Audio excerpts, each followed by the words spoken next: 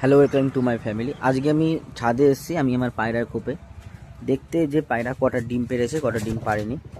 তো অনেক দিন পর আমি আসলাম।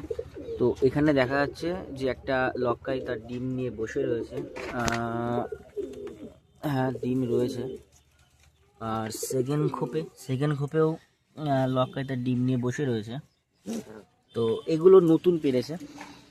আর আমি যতটুকু জানি যে এটা অনেক দিন আগের পাড়া, ঠিক আছে।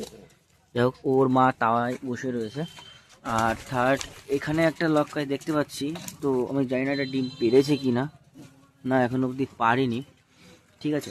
আর তারপরের খোপটা যদি যাই, তারপরের খোপটাতেও পায়রা ডিম পেড়েছে এটাতে, কিন্তু এটাকে দেখতে দেখতে হবে যে পায়রা ডিমে না, এখন অবধি বাচ্চা ফোটেনি।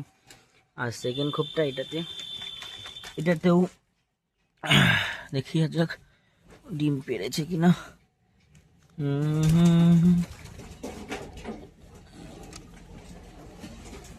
হ্যাঁ, ডিম পেড়েছে, এটাতেও ডিম পেড়েছে, ঠিক আছে।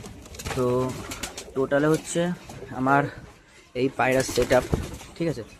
আমি এই ভিডিওটা ফার্স্ট নতুন আমি আমার ইউটিউবে আপলোড করছি। এর আগে কোনোদিনও কোনো ভিডিও আমি পায়রা নিয়ে আপলোড করিনি।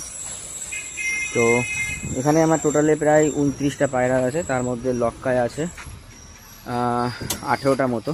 এই একটা আমার ঘরের বাচ্চা, এই একটা, এই একটা, এই একটা, তারপরে এখানে রয়েছে এবং এই সাইড দিয়ে সুন্দরী রয়েছে, এর মধ্যে গিরিবাজও রয়েছে, এই যে আবার লক্কায়ও রয়েছে।